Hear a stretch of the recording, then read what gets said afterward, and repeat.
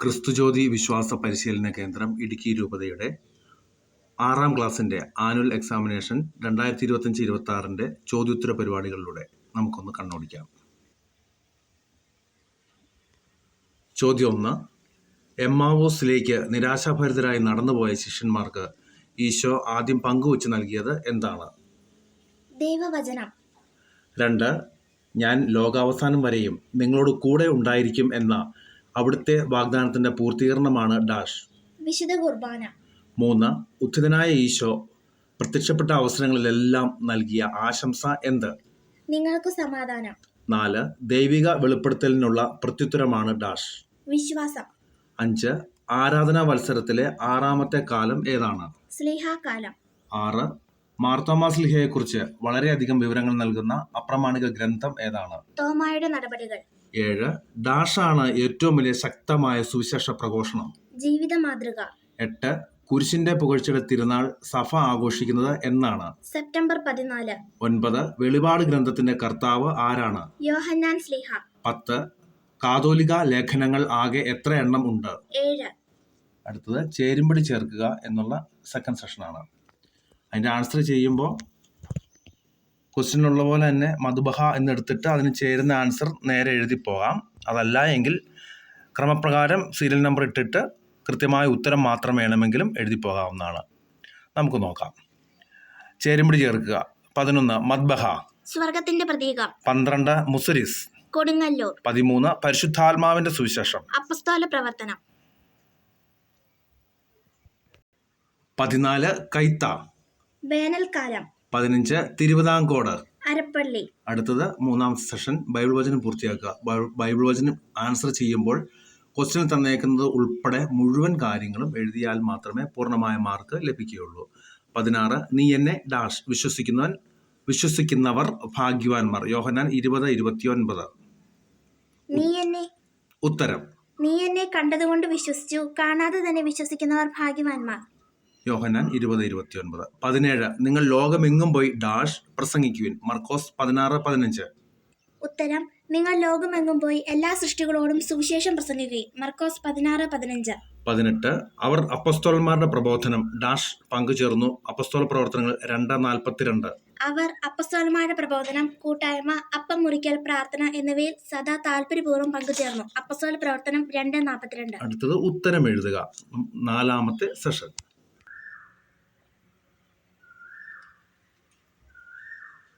ഉത്തരം എഴുതുക. 19. അന്ത്യവിധിയിൽ വലതുവശത്ത് നിൽക്കുന്നവർക്ക് പ്രതിഫലം നൽകിക്കൊണ്ട് ഈശോ അരുളി ചെയ്യുന്ന വചനങ്ങളേവ? എന്റെ പിതാവിനാൽ അനുഗ്രഹിക്കപ്പെട്ടവരെ, വരുവിൻ, ലോകസ്ഥാപനം മുതൽ നിങ്ങൾക്കായി സജ്ജമാക്കപ്പെട്ടിരിക്കുന്ന രാജ്യം അവകാശപ്പെടുവിൻ. എന്തെന്നാൽ എനിക്ക് വിശന്നു, നിങ്ങൾ ഭക്ഷിക്കാൻ തന്നു. എനിക്ക് ദാഹിച്ചു, നിങ്ങൾ കുടിക്കാൻ തന്നു. ഞാൻ പരദേശിയായിരുന്നു, നിങ്ങൾ എന്നെ സ്വീകരിച്ചു. ഞാൻ നഗ്നനായിരുന്നു, നിങ്ങൾ എന്നെ ഉടുപ്പിച്ചു. ഞാൻ രോഗിയായിരുന്നു, നിങ്ങൾ എന്നെ സന്ദർശിച്ചു. ഞാൻ കാരാഗൃഹത്തിലായിരുന്നു, നിങ്ങൾ എൻ്റെ അടുത്ത് വന്നു. അടുത്തത് 20. ഞങ്ങൾ എന്താണ് ചെയ്യേണ്ടത് എന്ന് ചോദിച്ചവർക്ക് പത്രോസ് ശ്ലീഹ നൽകിയ മറുപടി എന്ത്?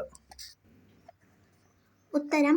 നിങ്ങൾ പശ്ചാത്തപിക്കുവിൻ, പാപമോചനത്തിനായി എല്ലാവരും യേശു മിശിഹായുടെ നാമത്തിൽ സ്നാനം സ്വീകരിക്കുവിൻ.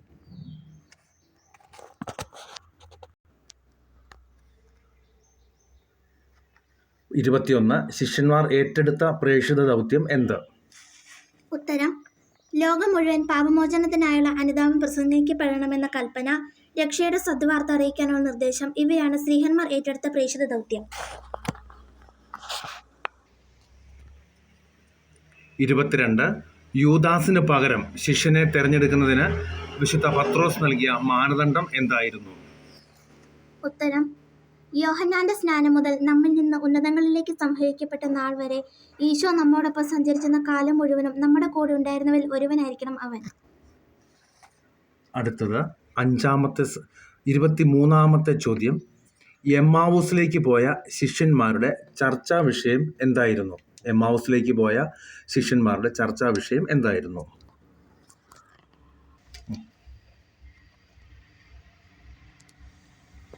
ഉത്തരം. ഈശോയുടെ പീഡാനുഭവവും കുരിശുമരണവും ഉദ്ധാനവും ഒക്കെയായിരുന്നു അവരുടെ ചർച്ചാ വിഷയം.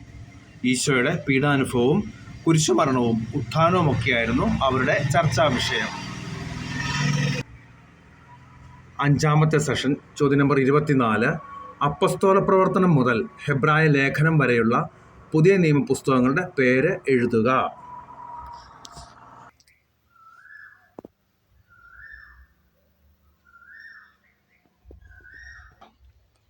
അപ്പസ്തോലന്മാരുടെ പ്രവർത്തനങ്ങൾ: റോമ, 1 കൊരിന്തോസ്, 2 കൊരിന്തോസ്, ഗലാത്തിയ, എഫേസോസ്, ഫിലിപ്പി, കൊളോസോസ്, 1 തെസലോനിക്ക, 2 തെസലോനിക്ക, 1 തിമോത്തിയോസ്, 2 തിമോത്തിയോസ്, തീത്തോസ്, ഫിലേമോൻ, ഹെബ്രായർ.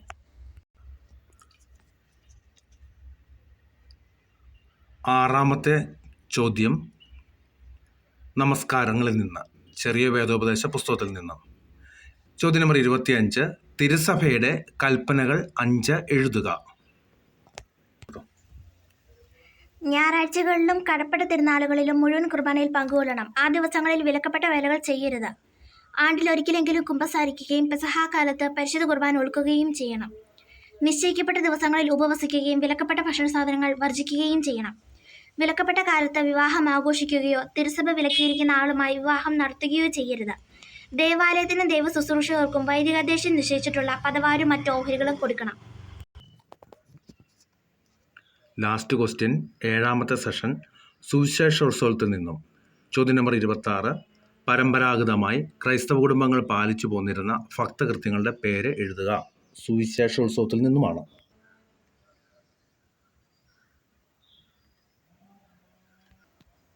പരമ്പരാഗതമായി ക്രൈസ്തവ കുടുംബങ്ങൾ പാലിച്ചു പോകുന്ന ചില ഭക്തകൃത്യങ്ങൾ ഇവിടെ തന്നിരിക്കുന്ന പാട്ടിലുണ്ട്. ആ പാട്ടിൽ നിന്നും നമ്മൾ ഉത്തരത്തിലേക്ക് പോന്നിരിക്കുന്നു. എത്രയന്തയുള്ള മാതാവേ എന്ന പ്രാർത്ഥന, ഇത് ബെർണാർഡ് പുണ്യവാളൻ രചിച്ചിട്ടുള്ളതാണ്. നിത്യസഹായ മാതാവേ എന്ന നൊവേന, അത് റിട്ടൺ ബൈ വിശുദ്ധ അൽഫോൺസ് ലിഗോരി. ഉത്തരീയം, അതായത് ബന്ധികം, കർമ്മല മാതാവ് സമ്മാനിക്കുന്ന ഉത്തരീയം, അത് വിശുദ്ധ സൈമൺ സ്റ്റോക്ക് നൽകിയിരിക്കുന്നതിലൂടെ, അദ്ദേഹത്തിലൂടെയാണ് നമുക്ക് പകർന്നു ലഭിച്ചത്. ജപമാല പ്രാർത്ഥന, സന്ധ്യാപ്രാർത്ഥന തിരികെത്തിച്ച് വെച്ച് പാവിരിച്ച് എന്ന് ചൊല്ലേണ്ട സന്ധ്യാപ്രാർത്ഥനയാണ്. പിന്നെ മറ്റു പ്രാർത്ഥനാ പാട്ടുകൾ, മാതാവിൻ്റെ വണക്കമാസം, ഔസേപ്പിതാവിൻ്റെ വണക്കമാസം, ഈശോയുടെ തിരുഹൃദയത്തിൻ്റെ വണക്കമാസം എന്നിങ്ങനെ ധാരാളം ഭക്തകൃത്യങ്ങൾ പരമ്പരാഗതമായി നമ്മുടെ ക്രൈസ്തവ സഭയിൽ, സമൂഹത്തിൽ ഉണ്ടായിരുന്നു. സുവിശേഷോത്സവത്തിൽ നിന്നുള്ള ഈ ചോദ്യത്തിൻ്റെ ഉത്തരങ്ങളോടുകൂടി 2025-26 ഇടുക്കി രൂപതയുടെ സൺഡേ സ്കൂൾ കാറ്റഗിസം 6 പരീക്ഷയുടെ ചോദ്യോത്തര പരിപാടികൾ ഇവിടെ അവസാനിക്കുന്നു.